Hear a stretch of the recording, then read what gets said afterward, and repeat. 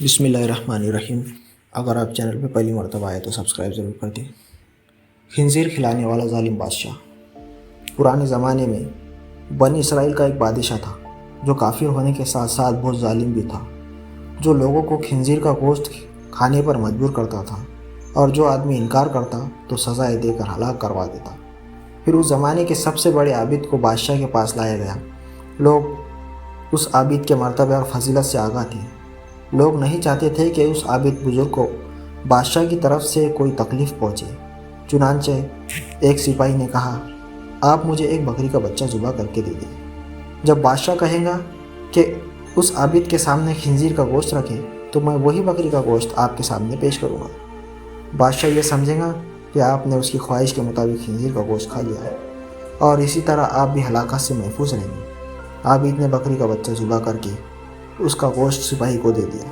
جب عابد کو بادشاہ کے سامنے لایا گیا تو بادشاہ نے حکم دیا کہ خنزیر کا گوشت لایا جائے۔ منصوبے کے مطابق تو اس سپاہی نے بکری کا گوشت عابد کو پیش کیا۔ بادشاہ نے کہا، میرے سامنے خنزیر کا گوشت کھاؤ۔ عابد نے کہا، میں ہرگز نہ کھاؤں گا۔ یہ سن کر سپاہی نے اشارے سے بتایا کہ یہ وہی بکری کا گوشت ہے جو آپ نے دیا تھا، آپ بلا جھجک کھا لیں۔ لیکن عابد نے بادشاہ کے سامنے وہ گوشت کھانے سے انکار کر دیا۔ ظالم بادشاہ نے سپاہیوں کو حکم دیا کہ اسے قتل کرے۔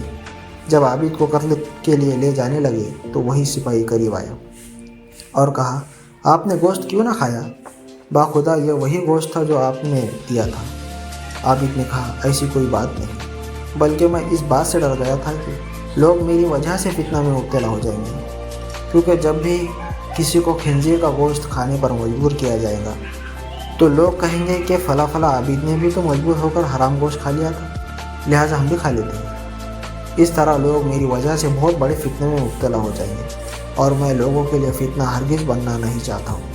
یہ کہہ کر وہ عابد خاموش ہو گیا اور جلاد نے اس کا سر تن سے جدا کر دیا۔